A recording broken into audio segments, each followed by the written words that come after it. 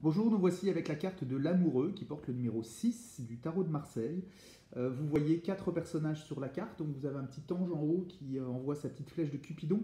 Et puis nous avons un homme au milieu qui est entouré par 2 femmes. Alors il y en a une qui est un petit peu plus âgée que l'autre, hein, celle qui est à gauche, qui porte la main sur l'épaule, qui semble un petit peu lui vouloir raisonner ce garçon et qui il se tourne vers elle, donc on a l'impression qu'il arrive à l'écouter, ou en tout cas il a envie de l'écouter. Puis on a celle de droite qui est jolie, qui a des fleurs, qui exprime un désir et qui se tourne vers ce garçon. Elle lui pose la main sur le cœur, donc on peut supposer que c'est son amoureuse. Donc finalement ce garçon il est un peu pris entre deux choix, entre une vieille dame qui apporte la sagesse et qui lui dit mais attention, est-ce que tu es sûr de ton choix, et puis l'envie quand même malgré tout d'aller vers une personne jeune qui l'aime et qui lui propose des choses de son âge et un peu plus ludique et hédoniste.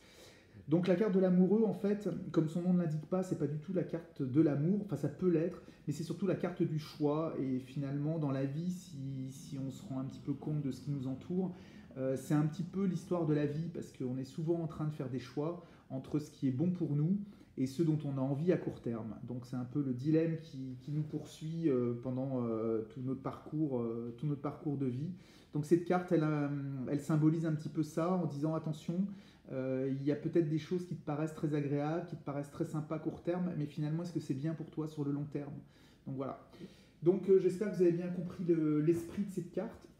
Donc ne vous laissez pas piéger par le titre qui s'appelle l'amoureux. Donc on n'est pas sur une carte vraiment typiquement d'amour, mais on est plutôt sur une carte vraiment de choix et de faire la part des choses entre ce qui est bon pour soi et ce dont on a envie. J'espère que ça a un petit peu éclairé vos lanternes sur le sujet. Je vous remercie de votre écoute. Et puis si vous avez des questions, surtout n'hésitez pas, ou des commentaires, n'hésitez pas à m'en faire part dans les cases prévues à cet effet. Je vous répondrai avec un grand plaisir. Je vous souhaite une bonne fin de journée. À bientôt.